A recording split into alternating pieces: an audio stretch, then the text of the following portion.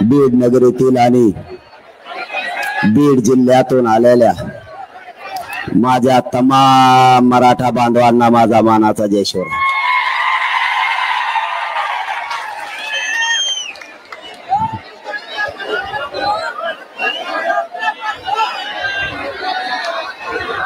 आपण नजर पुरत नाही इथपर्यंत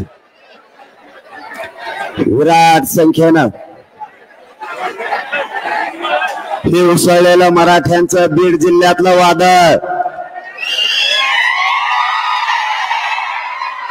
हे मराठे जमलेत. हा आलेला बीड जिल्ह्यातल्या मराठ्यांचा एकजुटीचा महाप्रलय, हा महाप्रलय बघूनच येवल्याच्या एडपराला संडास लागल्याशिवाय आता राहत नाही. आपण इतक्या विराट ताकदीनं जमलात, त्यामुळे मी माझ्या मायबाप बीड जिल्ह्यातल्या मराठा समाजाच्या चरणी मनापासून नतमस्तक होतो.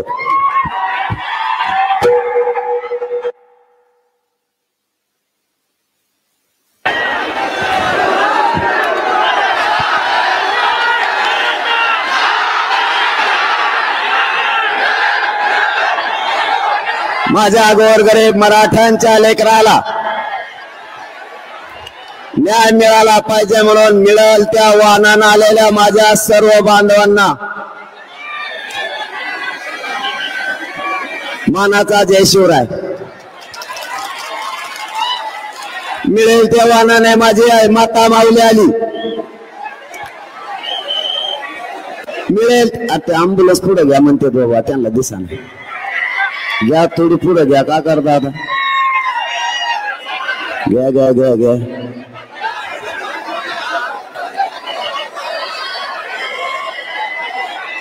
बीड जिल्ह्यातल्या कानाकोपऱ्यातून मराठा समाज स्वतःच्या लेकराला न्याय मिळावा म्हणून मिळेल त्या वाहनानं आलाय. इथंही सकाळपासून उपाशी तापाशी मराठा समाज बसलाय. जिथं जिथं जागा मिळेल तिथं तिथं मराठा समाजाचं दिसतोय. मुंगीलाही मध्ये शिरता येणार नाही अशी अफाट मराठ्यांनी एकजूट दाखवली. माझ्या मराठा समाजाला शांतता काय असते हे पुन्हा एकदा सिद्ध केलं. माझ्या बीड जिल्हा जन्मभूमीतील मराठा समाज एकही घरी राहिला नाही, त्याबद्दल पुन्हा एकदा तुमच्या चरणी नतमस्तक होतो.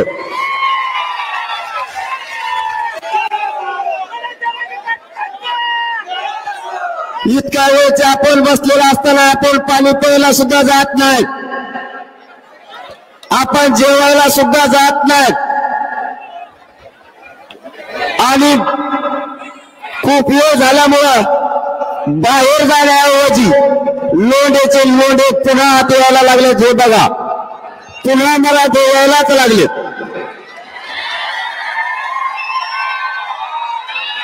एकही मराठा जागा सोडायला तयार नाही.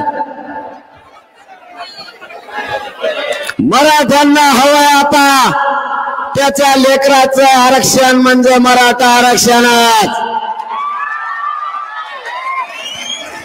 मराठा बांधवांनो,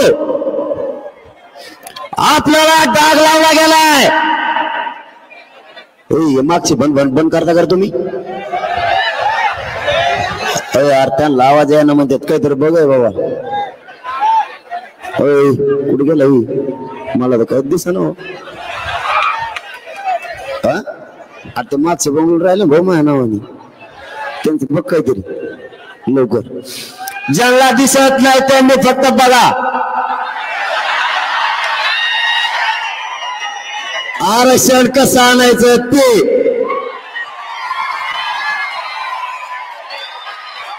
आणि मराठे कसे आरक्षण आणते तुम्ही नुसतं बघा म्हणा. आता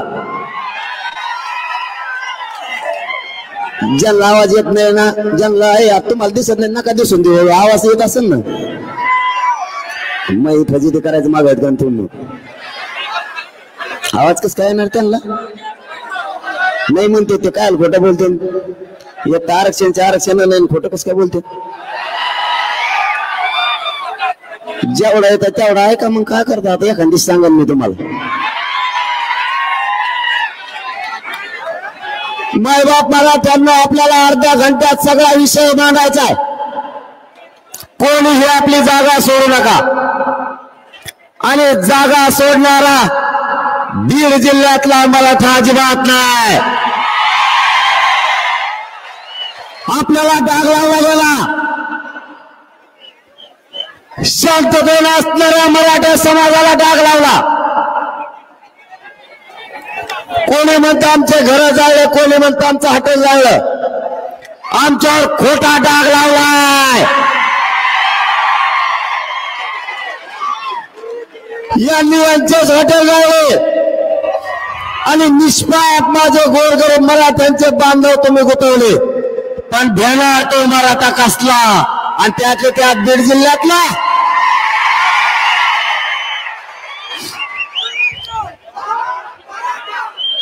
जर मराठ्यांना काही करायचं असतं तर सरकारला आज माझी विनंती आहे. यार खाली बसा रे बुळबुळ. तुम्हाला आरक्षण भेटलं काय गड्या. हा मेंदी निघालं काय नका गैन आवाज इकडचा येत होती. आम्ही सगळेजण मिळून सांगू तुम्हाला काय करायचे. आम्ही तुम्हाला काही ठेवणार आहेत का काय. तुम्हाला सांगू कानात काय आहे त्या. आपल्याला मायबापावर डाग लावला. आपल्या पोरांनी काय नाही करू नये त्यांच्यावर गुन्हे दाखल केले. निष्पाप पोरांना गुंतवण्याचं षडयंत्र सरकारने केलं. आज इतक्या लाखानं मराठे कोणालाच मोजता येत नाहीत. मराठ्यांना जर काही करायचं असतं तर आज केलं असतं का नसतं. मग मराठ्यांनी शांतता रॅली काढली होती. शांतता. सरकार झोपू नका. मराठ्यांनी शांतता रॅली काढली होती. मराठ्यांना राज्यात शांतता हवी. करोडोच्या लाखोच्या संख्येने आज मराठा एकत्र आलाय. शांततेत शहरात गेला आणि शांततेत मैदानात आलाय. विनाकारण त्याला डाग लावू नका. आणि हाच मराठा या राज्याला शांतीचा संदेश देण्यासाठी लाखोच्या संख्येने एकत्र शांतता रॅली केली. हे कधीच कोणाची जाळपोळ नाही करू शकत. हे कधीच कोणाच्या घरावर नाही जाऊ शकत. यांचे येणेच फोडिले रे. हे लंगुत्य आमच्या गोरगरिबात नाव घेतले. यांनाच लय कंडे यांचं सुरू केलं. येईन ते येवल्याचं येडपट येडपट सगळ्या दुनियाचं भाव चढलेलं तिकडून आलं आणि त्याच्यात पाहुण्याचं त्यानेच हाटल जाळले. नाव आमच्या पोराचं घेते बधीर सगळ्या दुनियाचं. आणि त्याच ऐकते ती सरकारी. त्याला दिसाना निसाना ते तर पिशीच घेऊन येत सध्या. बाजाराची पिशी त्याच्यात कागद. बघा बघा मला कशा शिव्या देतात. कशाला बोलतो रे मग. कशाला मराठीचा वाटा जातो. आताची पिशा घेतल्यात काही दिवसाने तुटलेल्या चपला खेळाचे सालपटे तो ह्याजवळच देणार. थांब थोडं. तुला म्हणलं होतं नादी लागू नको. मी लई नमुना बेकारी. तुला आताच खाल्लेला पचाना तर नंतर कसं व्हायचं हो तू. तुला आताच पचा नाही. अरे त्याला समर्थ मी तुम्ही टेन्शन ना घेऊ. त्याला आत्ता उलटा पालता करतो. काय काळजी नको. आता कशा आवाजात बोलू तू. बारीक असा जुसका कळली कधी त्याला. जरंगे साहेब म्हणतोय आता. पहिले नीट राहायला असतात नुसतं जमलं. आळी वळवळ करते शेपटाची. दिसतंय बी कसलं काय रंगनाथ रंगनाथ रंग बदलणारा. रंगे गप मारायचं. मला गिरीश महाजन साहेबांनी सांगितलं, जरांगे पाटील तुम्ही बोलू नका, मी त्याला समज दिली. मी गप बसलो. म्हणलं जाऊन त्या टंकार झालेला आहे, म्हाताऱ्याला काय बोलायचं. मी 4 दिवस काही बोललो का. मग त्याला काल काय बडबड हळूच बारीक आवाजात बोलतो, द्या सगळं त्यांना, द्या सगळं, बंगले बांधा त्यांच्या पशी, तिथंच राहा, तिथंच कायदा बारा. एडपट बुजगाव नको डल्लं. मग शाळा काढीत त्याला अक्कल कसले मंत्री गेलं का नाही असलं कोणी. महाराष्ट्राला कल काय घेण्या देण्याचं हे डबड. तू थांब एकदा आरक्षण मिळत मग तुला कचकाच दाखवतो. तो लय दिवसाची फडफड चालली. माय बाप मराठ्यांनो, फक्त एकदा आरक्षण मिळत तर शांततेत आंदोलन करा. त्याच्यात किती तुम्ही एकदा बघायचं का बघूच आपण. आम्ही गप बसलो की काढा करतो. मला गप बशी देत, मी गप बसलो की ते सुरू करतो. त्याला दम मग मला चौथळेला मला नाही निघत दम. कारण मी खानदाने तुमच्या रक्ता मासाचा ओरिजिनल मराठ्यांच्या अवलाद आहे. दम नसतो काढी. माझ्या मराठ्यांच्या आरक्षणाच्या विरोधात जर कोणी बोलला तर त्याला सुट्टी नाही. मग तो कोणी असू द्या, आम्हाला आमच्या हक्काचं आरक्षण पाहिजे. त्यासाठी आज संघर्ष सुरू आहे. तू तर जाऊन दे रे टाकीच्या टकोऱ्यात माया बोलू दे मला जरशी. ते मग फार मला मुख्यमंत्री झाले का आरक्षण घेऊन. मला काही मिळत लागा ना, ते काय वाजायला लागला आधी. आणि ते एका ऐकतलं मोठं वाजलं. मी वर बघितलं म्हणलं हेलिकॉप्टर उतरत कडे खाली शिडी लिहून आता. पण त्यानंतर वेगळंच कळालं, काहीतरी शेतकऱ्याचं काहीतरी सहल होती. त्याला कळणार संडास लागली तरी बी ते कळून घे ना. हे मराठी कशासाठी एक आले. या मुख्यमंत्री आणि 2 उपमुख्यमंत्र्यांना माझी आज चंपावती नगरीतून विनंती आहे.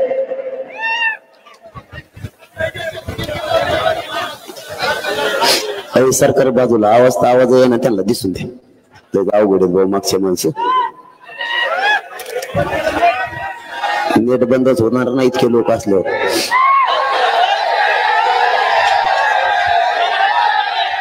काय झालं. हा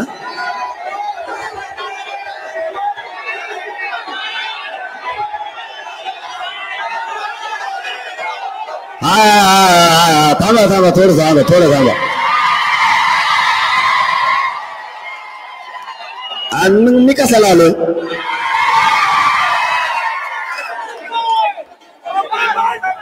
दोनही मुख्यमंत्री आणि 2 उपमुख्यमंत्र्यांना विनंती या चंपावती नगरीतून.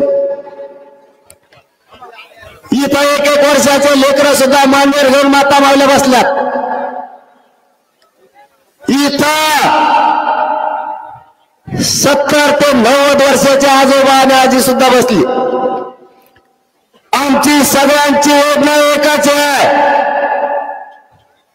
मराठ्यांच्या लेकराला आता आरक्षण मिळवून द्यायचं, त्याशिवाय मागे हटायचं नाही.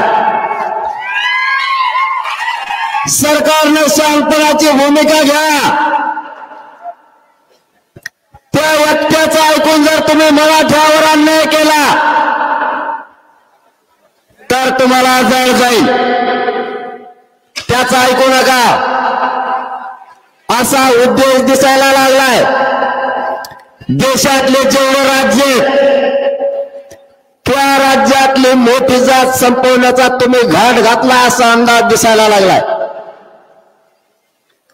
पण शेवटी एकदा जर मोठा सगळा समुदाय खवळला,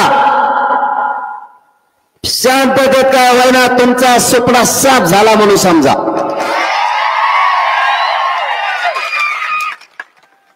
तुमचा राजकीय सगळ्या अस्तित्वाचा सुपडा साफ होईल.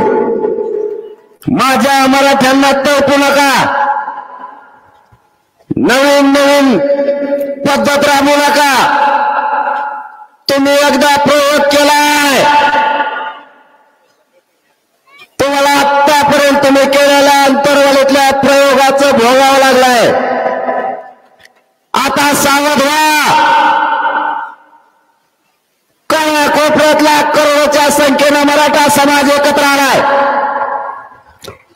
करायला सुद्धा तयार नाही.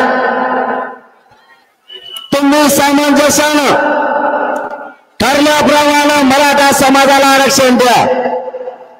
त्याचं ऐकून जर तुम्ही मराठ्यावर अन्याय केला तर आता पुढचं होणारं आंदोलन तुम्हाला 100% जड जाणार.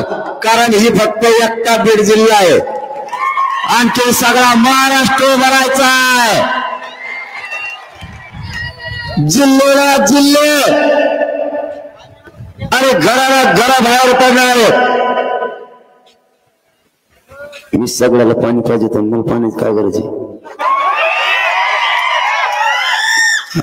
मिले निवारण म्हणून आहे. पाणी भाषण उसरत येत नसतो, भाषण झाल्यावर 1.5 घंटा पेत नाही, पण त्याला पाणीच पाहिजे. त्याचा खोटाच केला दुसरा ठोकला. कारण तुमचाच मुर्ग आहे, मी काय लोकच थोडाच.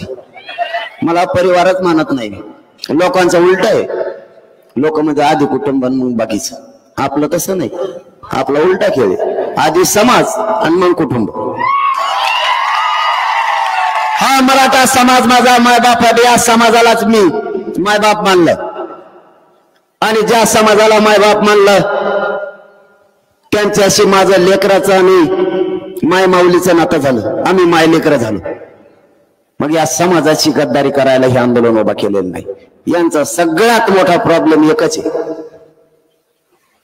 अरे बापा दिठवून मोबाईल बाबा आला का तुला पण मुंबईत फोन दुट्टे खालटे कुशी मग होकायला लागला. मग इकडं मग इसरून जात असतो.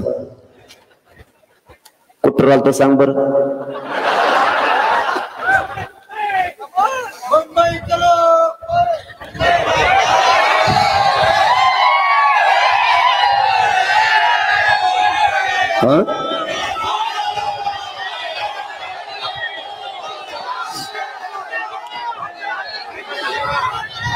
या महाराष्ट्रातल्या मराठा समाजाला परिवार मानलं आणि या समाजासाठी पूर्ण जीवनच अर्पण केलंय. ही तर एक त्या बीड जिल्ह्याची ताकद आहे. तरी अर्धे आम्ही घरी ठेवले. तिथले काम संभळायला पूर्व जर आले ना आम्हाला स्वतःच चेक करावं लागत. महाराष्ट्रातल्या कानाकोपऱ्यातून मराठा समाज आंदोलनात सहभागी झालाय. माय बापा तुम्हाला शब्द देतोय, तुमची एकजुटीची ताकद मी जिवंत आहे तोपर्यंत व्हायला नाही जाऊन देणार. यांचा प्रॉब्लेमच ते मी यांना मॅनेज होत नाही. सगळ्यात मोठा प्रॉब्लेम असेल तर ते. कारण काय झालंय मन पैसे जमत नाही, पदाचं मिळ जमत नाही आणि इंग्लिशचं मत कदर झालाय पुरा जमत येत नाही. आयला ते म्हणतात मग हे जमत नाही म्हणलं तर मग आरक्षणच द्यावं लागत. काय चुकीचं करतोय मी काय चुकीचं केलं? मी खाऊन जगण्यासाठी नाही आलो. खाऊन जगण्यासाठी तर कोणी पण येतं. या समाजाच्या मराठ्यांच्या लेकराच्या चेहऱ्यावर आरक्षण देऊन आनंदाने हसू बघायचंय एवढं स्वप्न आहे आपलं.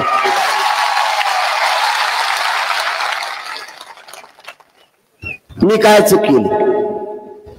माझ्या मराठा समाजानं आरक्षणाची मागणी केली. दशक व्हायला गेले. पिढ्याना पिढ्या बर्बाद झाल्या. आई बापानं लेकरं शिकायचे आणि स्वप्न बघायचं माझा लेकरं सुद्धा अधिकारी होईल आणि माझ्या वाट्याला आलेलं कष्ट कमी होईल. वेळ प्रसंगी बापानं कर्ज काढायचं पण मुलं शिकवायचे.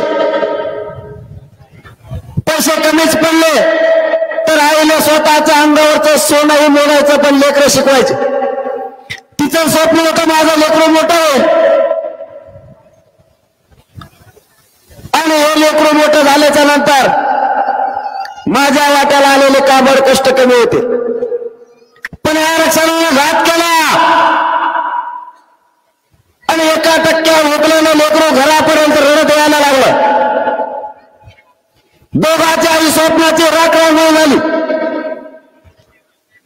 दोघांचं भविष्य उद्ध्वस्त झालं. मायबापाओ आता सावध व्हा.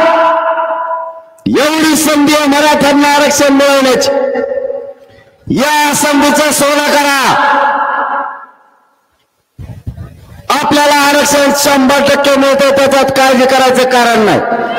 देवजबान व्हावा तरी मराठ्यांना ओबीसीत आरक्षण मिळणार आणि तेच आपण घेणार.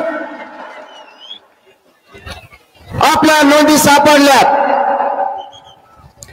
मी माझ्या गोरगरीब मराठा समाजाच्या आरक्षणाची मागणी केली. मायबाप मराठ्यांना ते मला काय म्हणायला लागले माहिती का तुम्हाला? मला ते शत्रू मानायला लागले,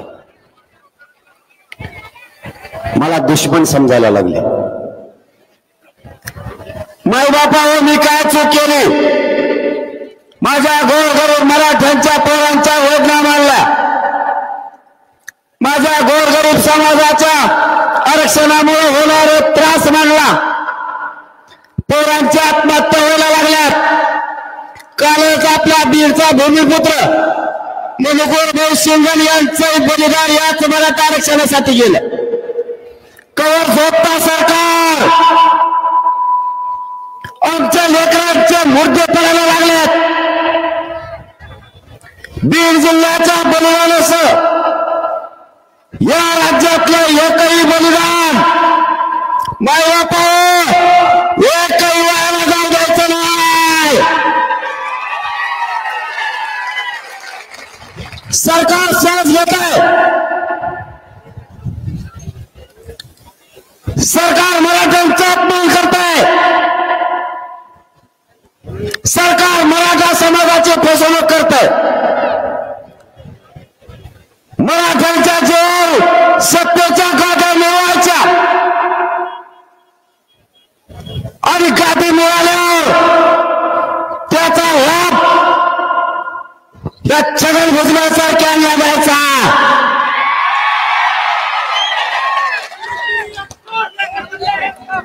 मराठ्यांनी मोठं करायचं आणि मराठ्यांच्या पोरांचे मुर्दे पडत असणार त्यांच्याकडे बघायचं नाही. मग बापा सावध व्हा. आपल्या लेकराचे बळी आता नाही जाऊ द्यायचे. सरकार गांभीर्याने घेत नाही. सरकारला वोट आणण्याची ताकद या मराठ्याच्या याला वोट आणल्याशिवाय आता सुट्टी नाही द्यायची. काही झालं तरी हरकत नाही. त्यांना मला काय शत्रू मानायचं मानून द्या. एवढे मोठे माग असले होते मी कोणालाच भिजू नाही बा. मी असाच त्यांना गिनीत नाही मोजित नाही. आणि आता तुम्ही महाराष्ट्रातले इतके लोक म्हणलं बा बा बा बा आता काय खरं नाही राहिलं. मी तर विसरूनच गेलो बा काय काय बोलायचं ते. माझ्या नजरच पुराणा इतके लोक आहेत. बीड जिल्ह्याने पुन्हा एकदा दाखवून दिलं मराठ्यांच्या नादाला लागला की संपलं. त्याचा विषयच आवारला. आणि तुम्हाला एक महत्वाचा विषय सांगतो. जे आपल्या लेकराच्या बाजूला ना तेच नेता आपल्या नसतात. नेता ठेता नाही. जातीपेक्षा नेत्याला मोठं नाही मानायचं. जो आपल्या लेकराच्या पाठीशी उभा राहील, स्वतःहून पुढे येईल, तो आपले मत घेण्यापुरता जर दारात आला तर त्याला चपल्यानेच वागवायचं, सोडायचंच नाही. आता नाही सुट्टी. बस झाले. आमचं रक्त खाऊन तुम्ही प्रवास 200 पेक्षाही जास्त आमचे बळी गेलेत. किती दिवस रक्त पाहणार? ही समाज स्वतः आहे. याने देशाचं संरक्षण करणारा मराठा समाज आहे. देशाचं त्याला संपवायला निघाला. तुमचा स्वप्न साफ करूनच मराठा थांबेल. तसं आता थांबत नाही. आमच्या जीवावर मोठं व्हायचं आणि आमचे पडणारे मुर्दे हसत बघता तुम्हाला लाजा वाटत नाही. तुमच्या डोळे देखता तुमच्या राज्यातलं मराठ्यांचं लेकरू आत्महत्या करते आरक्षणासाठी आणि तुम्ही उघड्या डोळ्याला बघून त्या मदती देता. राज्याचा पालकत्व तुम्ही स्वीकारलंय. एका दणक्यात प्रश्न मार्गी काढायला पाहिजेत. नाटक कशाला? ज्यांच्या नोंदी नाही सापडल्या मायबाप त्यांना आरक्षण दिलं. जे मागास सिद्ध नाही झाले त्यांना आरक्षण दिलं. मराठा जात मागासही सिद्ध झाली आणि शासकीय नोंदी मिळाल्या तरी मराठ्यांना आरक्षण नाही. याचा अर्थ तुम्हाला मराठा जात संपवायची, पण ही जातीचे इतकं मुळं खोल गेलेलं आहे. तुम्हाला संपवणार तर नाहीच, पण तुम्हाला कमीत कमी 2 पिढ्या संडास लागून जर मराठे मागा लागले तुमचा कार्यक्रमच संपला. माझी सरकारला पुन्हा एकदा विनंती, मराठा समाजाला आता डोचू नका. तुम्ही पूर्वी अंतरवालीचा प्रयोग केला, पुन्हा पडायच्या भानगडीत पडू नका. यांना काय वाटलं होतं माहिती तुम्हाला? यांना वाटलं ते माग खिशी झाल्या, फुकट नाही केलेलं का आपल्यावर? भीते का कोणी? परत त्याने दुसरून एक आणखीन डाव केला. सगळ्याला आवाज येतोय का? एकदा सांगा. महत्वाच्या विषयाकडे वळायला लागलो म्हणून म्हणतोय. फक्त 15 मिनिटात जिकडे तिकडे विषय ऐका. येतोय 15 मिनिटात जिकडे तिकडे. तुम्ही सकाळपासून बसलेले मुद्द्यावर यायचं, कायला आता कवर बडबड करीत बसायचे? मी तेच सांगणार, तुम्ही तेच ऐकणार. काय करायचं? मुद्द्याकडे यायचं, दणका हाणून मोकळून कशात तापवायचं आता माग. पचपच नको, वचवच नको. गोळून गोळून गोळून गोळून तिथं जेण्यापेक्षा एकदा सरळ सरळ ठोका द्यायचं ठेवून काय करा. म्हणजे मी वेगळं म्हणतोय बरं का, तुम्ही वेगळं म्हणाली जाता. त्यांनी पूर्वी आपल्याला घुटायचा प्रयत्न केला, पुन्हा नोटिसा दिल्या. थांबा रे यार, थांबा बाबा.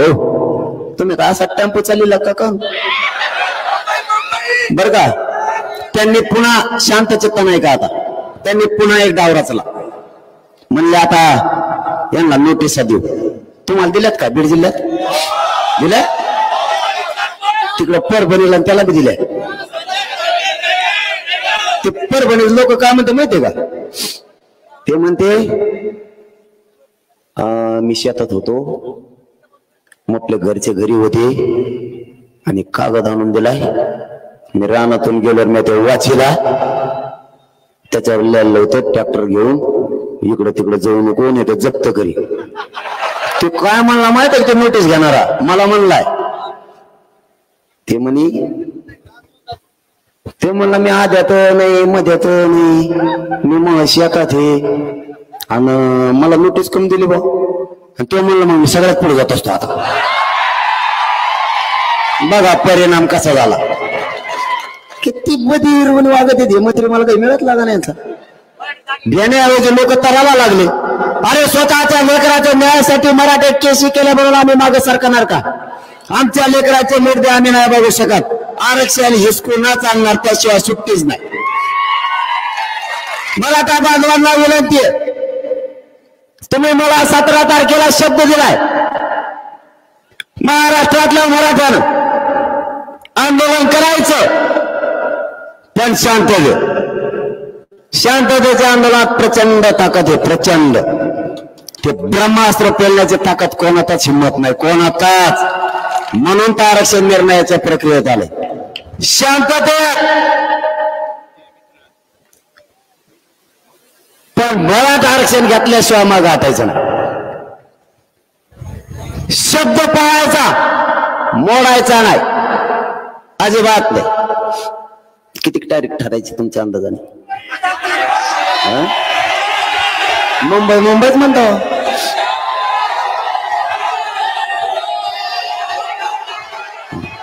नाही असं नाही. याला काय अर्थ आहे मग?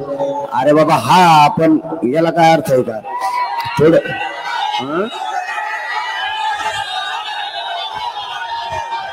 हा ना, ते आहे खरं.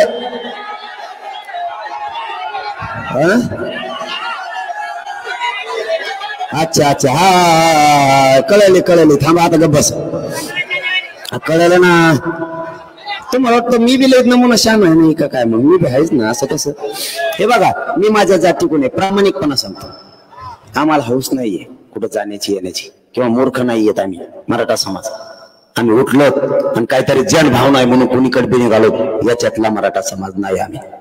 परंतु आम्ही सहन तरी करायचं किती दिवस? याला काही मर्यादा आहे. तुम्ही माझ्याकडून 3 महिन्याचा वेळ घेतला, नंतर 40 दिवसाचा घेतला, पुन्हा आता 2 महिन्याचा घेतला 24 डिसेंबर पर्यंत. तुम्ही किती दिवस माझ्या मराठा समाजाला मूर्ख समजणार? आम्हाला काहीतरी मर्यादा आहे, आम्हाला काहीतरी भावना पण आहेत, आमच्या लेकराला काहीतरी त्रास. मग आता आम्ही तरी किती दिवस दम काढणार? आम्हाला सुद्धा मर्यादा आहे. मला असं वाटतं आपण सगळे काय म्हणू त्याला, हा ना, पुढे तर बोलणं द्या ना तुम्हाला, मला पुढे तर बोलून द्या ना. हा ते काय आहे ना, पण मला असं वाटतं आपले सध्या अरे मला बोलून द्या ना. मग आपण पुढच्या आंदोलनाची दिशा ठरायची का? मग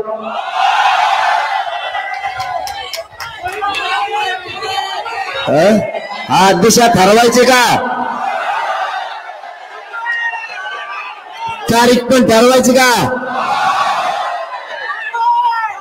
तारीख आणि दिशा ठरवायची का? पुन्हा एकदा विचारतोय, माय बापाला विचारल्याशिवाय मी काही करत नाही.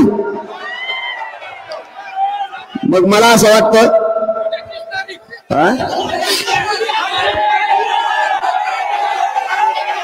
नाही नाही नाही, इतक्या जवळ आहे का? अरे हवा लढायचं ना, मग जिंकून सुद्धायचं असं नाही. मग उठलं की पळाले असं नाही. मग गाफील वागायचं नाही.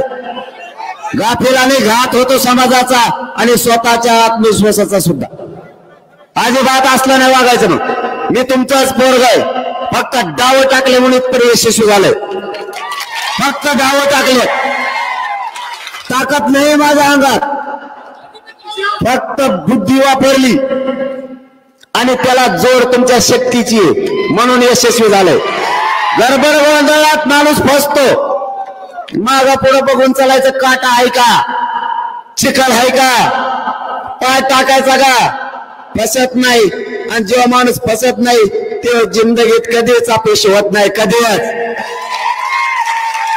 तयारीला लागा,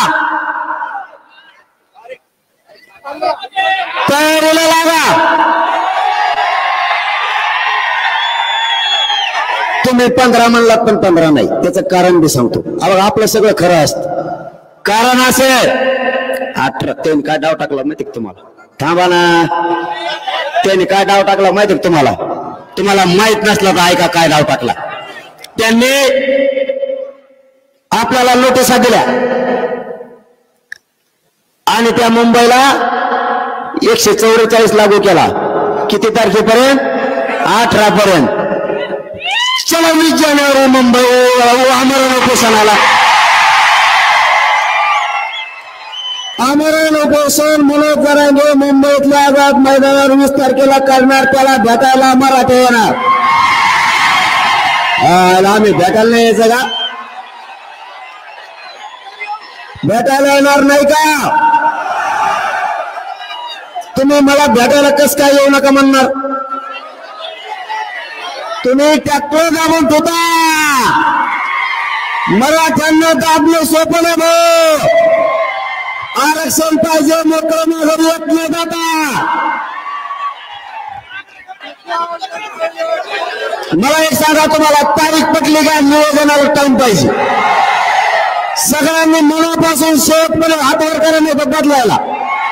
शेवटच्या टोकापर्यंत, शेवटच्या टोकापर्यंत 20 जानेवारी रोडवर बसलेले हवेवरचे सगळ्यांना तारीख 20 जानेवारी सगळ्यांना मान्य आहे का? फक्त शांततेत, शांततेत जायचं, शांततेत यायचं. आरक्षण घेऊन शांततेत करणार का? हातावर करून मला शब्द द्या मुलाला. मी तुमच्या जीवावर करतोय. मला फसवायचं नाही. मी तुम्हाला कधी फसवत नाही. पुन्हा एकदा हातवर करून सांगा, सगळ्यांनी रोड सहित शांततेत करणार ना? बसा खाली. आता पुढचं निवेदन सांगतो मी. कसंच आरक्षण देत नाही बघू. हा बघा, आता शांतपणे ऐका. आपण आपल्या पिकाला पाणी देऊन घ्या, पटापट कापस वेचून घ्या, घरची व्यवस्था चांगली करा, कारण एवढे 15 दिवस पाहिजेत काम करायला. आपण शेतकऱ्याच्या पोरात नीट ऐका, शेतकऱ्याच्या पोरात आणखीन एक घोषणा करायची राहिली तेवढी ऐका. आंतरवाली ताई मुंबईला हा मराठ्यांचा जनसागर जाणार. नदी नदी बाकीचे जेल होत चला, हा ताई जनसागर उसळणार आहे. जसा आता बीडचा बघितला निर्णय तिथून पुढे बदललं बरं का. हा आधी नव्हते आणि सगळं जामच, आणि मग पोपेत जायचं डांबराने थेट मुंबई त्या मैदान शिवाजी पार्कला आम्ही आमरण उपोषणाला बसणार, मराठे भेटायला येणार कस काय तुम्ही येऊन देणार नाही. मग त्यांना जे जे बघायचं ते बघतील. महत्वाचा विषय आणखी एक सांगतो, आजूबाजूला लक्ष ठेवा, मराठा समाजाला डाग नाही लागला पाहिजे. आजूबाजूला लक्ष म्हणजे काय, कोणी जर ढोळणा करायला लागला, गाडी पेटवायला लागला, दंगा करायला लागला, तर आपल्या लक्षात येतं आपला नाही. जागेवर धरून पोलिसांकडे जायचं आणि पोलिसाला सहकार्य करायचं, सरकारला नाही करायचं. जागेवर धरून पोलिसांकडे जायचा, कारण तो आपला नाही. आणि आपला जरी असला ना, जर तो तो जर जाळ पोळीचा उद्देशाने असला तर त्याला लगेच ताबडतोब टाकायचं. तो रस्ता करा त्यांना दुखतोय वाटतं, अँब्युलन्स इकडे उजव्या हाताला आंब्याच्या दिशेने अँब्युलन्सला आणा. चलत आले ते स्वतः चलत आले पण तब्येत खराब वाटतं, बाकीचे खाली बसा रे, त्यांना रस्ता करा, बाकीचे उभा राहू नका, त्यांना जाऊ द्या. अँब्युलन्स या आंब्याकडे व्यासपीठाच्या उजव्या हाताला ना. मला बारीक देण असतं भाऊ, उगाच समाजाला मायबाप नाही मानलं. मायबापा तुम्हाला महत्वाचा विषय सांगायचा होता तो सांगतो. आजूबाजूला बारकाईने लक्ष ठेवा, कोणाला जाळपोळ करू द्यायचं नाही. आणि आपला जो आंदोलनाचा एरिया आहे त्याच्या बाहेर कोणी काही करू नये, आपल्याला देणं घेणं नाही. सरकारने पोलीस बघतील. आपल्या माणसाकडून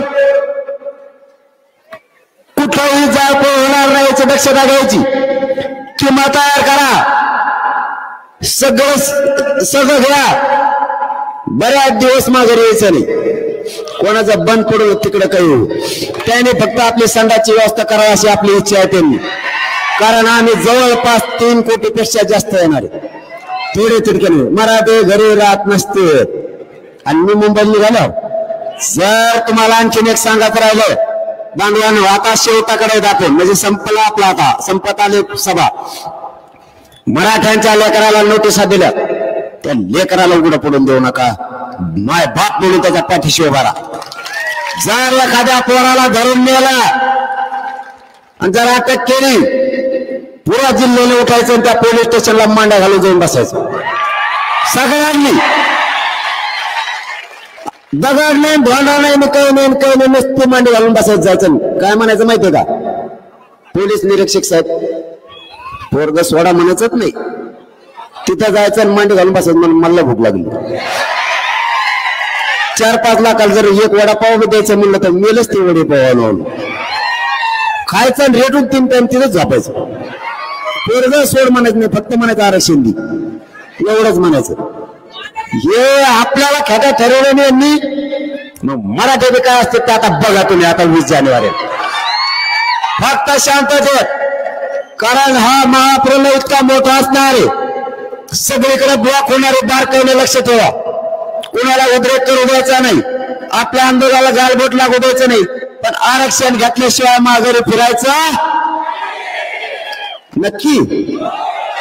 आणि तुम्हालाही सांगतो, हे काय अटक करायची यांच्यात एवढी दम नाही त्यांच्यात. या पोलिसाचा दोष नाही, ते 2-4 जण तिथं आहेत का, 4-5 जण येतात, ते मुद्दाम अंदाजा बघत. नाव मला माहिती होतं बरं का, मी तुम्हाला थोड्याच दिवसात सांगणार आहे. त्यांना तर आयुष्यभर गुलाल लागू देऊ नका, आयुष्यभर. त्यांचं नाव मी सांगतो, मराठ्याच्या मुळावर कोण. या चंपावती नगरीतून आणखी घोषणा करतो, मराठा समाजाचे आमदार, खासदार आणि मंत्री या चंपावती बीडच्या नगरीतून जाहीर मराठा समाजाच्या वतीनं तुम्हाला हात जोडून विनंती करतो,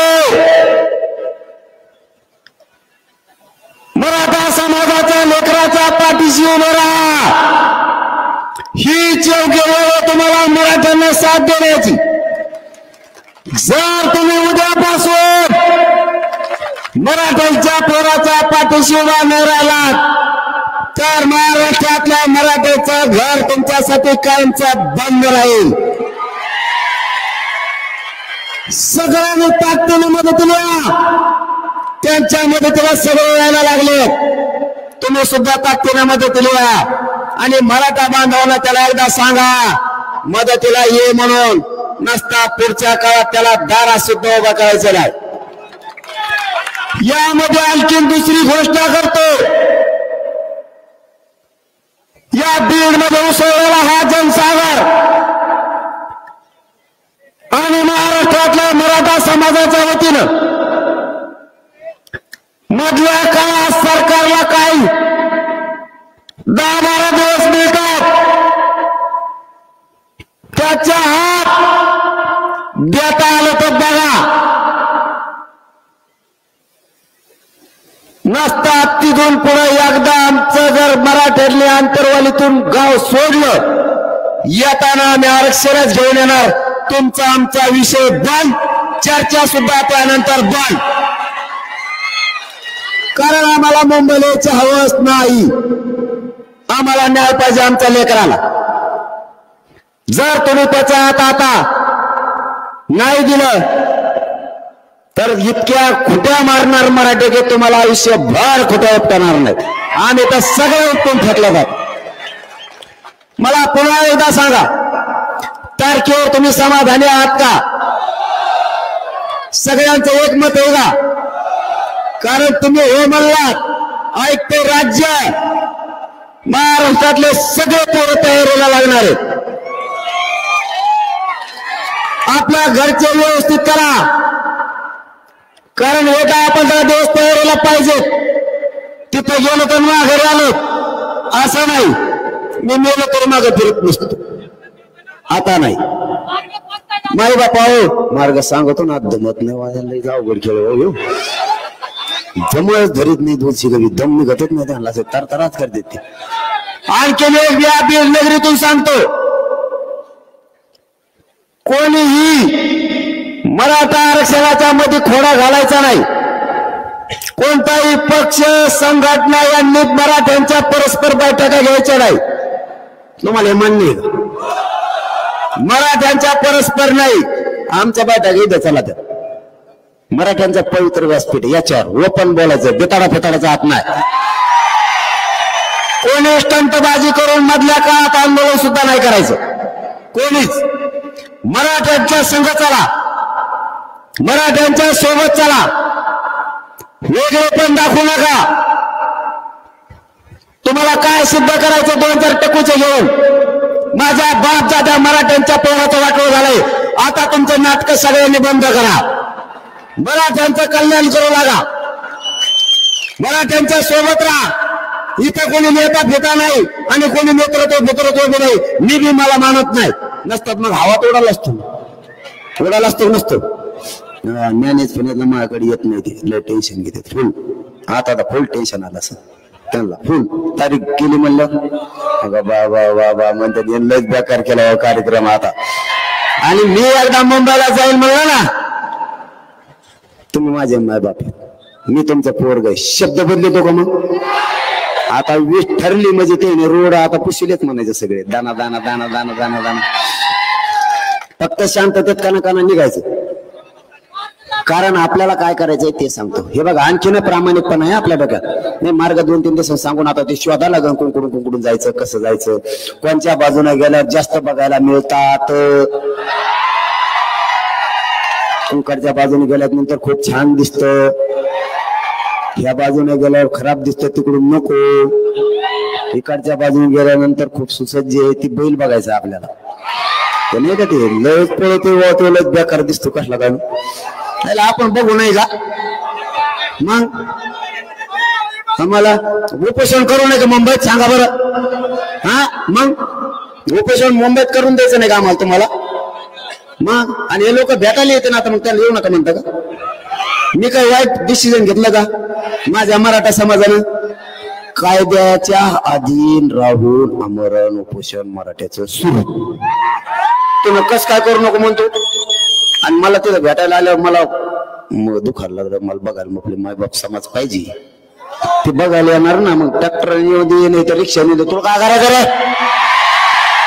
आणि तू आडीवर त्याचा ट्रॅक्टरच आडीव. मग सांगतो तुला आडी होती ट्रॅक्टर कसं आडी होतो. ट्रॅक्टर आडीतो म्हणजे ट्रॅक्टर आमचं, डिझेल आमचं, फजिती आमची होणार, डिझेल आम्ही टाकणार, उपाशी मारणार आम्ही. तू आमचं ट्रॅक्टर आडीणार ही बरं तू आडायला. त्याला काय करा, त्याला हाणायचं मारायचं नाही, त्याला ट्रॅक्टर टाकायचं आंदोलन आणायचं. आपल्या गोडीत त्याला भाकर फिकर बी खाऊ घालायची. खा म्हणायचं, बेसन भाकर द्या, फक्त कांदा देऊ नका.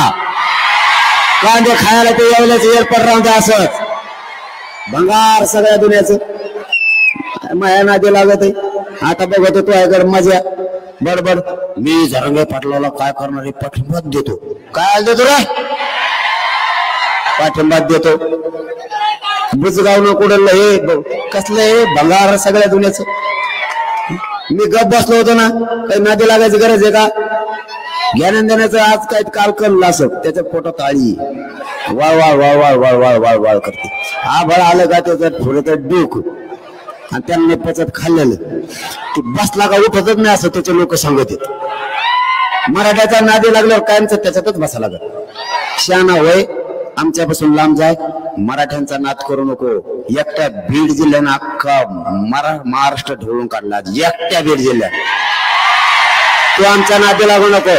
जाहीरपणाने सांगतो, 20 जानेवारीची तयारी करा, पण शांततेची. आपण कायदेशीर मार्गाने उपोषण करू, पण कोण पुढे बसेल आम्हाला माहित नाही. रोड मोकळे ठेवा, बसायची व्यवस्था राहून द्या. नसेल तर आमच्या धोरणाने आम्ही बसू. पण जाहीर सांगतो, मराठे जर मुंबईकडे कूच केली,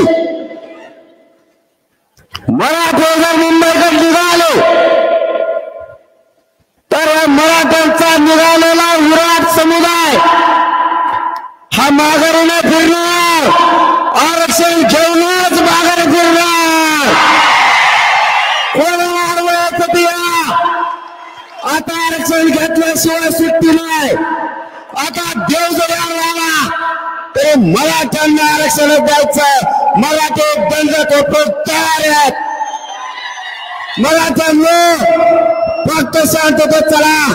तुमचे शांततेचे नुसते धूळ जरी उडाली तरी सरकार मुंबई सुद्धा राहणार नाही. सगळं आपण आपल्या गावाकडे येणार. फक्त तुम्ही शांततेत चला. माझी सगळ्याला विनंती आहे, शांततेत आंदोलन करा. आणि आता मावशी होत तुम्हाला काम आहे. तुम्हाला आवाज येतो का नाही? आता तुमच्याकडे बी काम आहे. आम्हाला जर उली तिले त्रास दिला आणि तिकडं वा वा वा वा वा वा तुम्ही घरी या.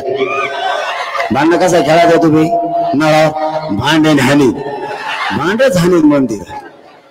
आम्ही तुमचे पोरं तिकडे आहेत. आता मथुरा बी जाणार आहे तुमचं आता तिकडे आम्ही संगच, आणि मथुऱ्याला बी नेणार आहेत. आता तुम्ही जर तिकडे पोराला काही काही धक्का लावत शकत नाहीत आता, कारण 5 कोटी नादी 6 कोटी नादी लागणं मग ते इटा राहायच्या नाही. त्याच्यामुळे ते काय भानगडीत पडायचं नाही. पण पडले कदाचित तर का करायचं? आमदाराच्या मंत्र्याच्याच घरी जाऊन बस. तुम्ही सगळ्या मेल्या म्हणा. तू काय आला चप्पल काढता गली. आमच्या पोराला तिकडे त्रास द्यायला लावतो, तू इथं राहतो. ते आसामलाच गेला पाहिजे, मधुरा आलाच नाही पाहिजे. तुम्ही इकडची बाजू सांभाळा आणि तिकडची बाजू सांभाळतो. लढाई जिंकायचं यावेळेस. आता कस काय पोराचं वाटोळ करतात बघूच. आता यांच्याकडे किती बळ एकदा मराठ्याला बघायचं. आता काढून द्यायला बाहेर. यांनी लय लपून ठेवलेले, कुठे कुठे काय काय ठेवलेलं ना. यांना यांची शक्ती मराठीच आता बाहेर काढणार. दाखवाच म्हणा तुम्ही. आता नसता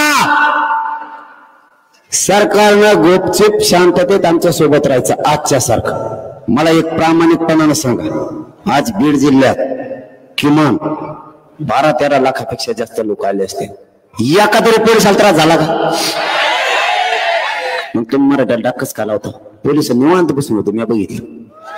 काही येड्या बाबे खाली होते, काही लिंबा खाली होते, निवांत बसून होते। काही त्रास झाला का? मुंबईला जर पोरं निघाले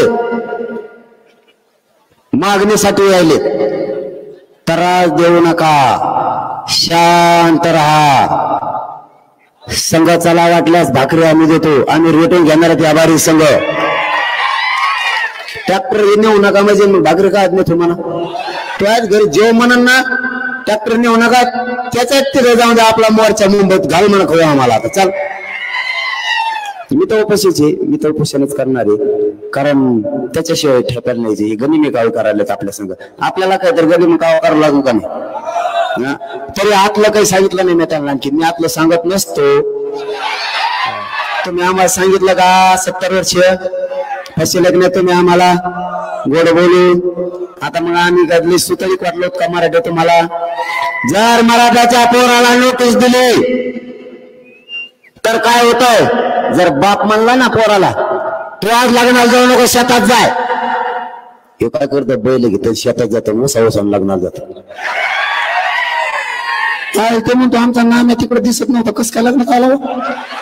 नाम्याने बैल बांधले तिकडे गेला लग्नाला, आणि तुम्ही आम्हाला नोटीस देतात। मराठ्यांना अडवलं सोपं आहे का? तुम्हाला माहित बी नाही कोण घेतलं, कोण बाहेर निघालं। तुम्हाला फक्त एकच विनंती, 20 जानेवारी पासून आरक्षणाची तयारी करायची, आपल्याला निघायचंय शांततेत। मी तिथे आमरण उपोषण करतो, माझा मराठा समाज मला भेटायला येणार आहे। तुम्ही मुंबईत येऊ म्हणू शकत नाहीत आम्हाला, आमचा मूड काढू शकत नाहीत तुम्ही काय। आणि सरकारला दुसरी एक विनंती, आरक्षण द्या, महाराष्ट्रातले सगळे गुन्हे माघारी घ्या। जेवढे पोरं तरसालेत आमचे सारथीचे, ते 5,000 आहेत, ते पुण्यामध्ये घ्या। सारथीला वाढू बजेट द्या, महामंडळाला द्या, सगळे हॉस्टेल पुन्हा सुरू करा, हे सगळं सुरू करा कचा कचा, तरच तुमचं आमचं जमत आहे। दरवर्षी तुम्ही आम्हाला म्हणता हॉस्टेल सुरू करतो, दरवर्षी पागल समजतो का रे?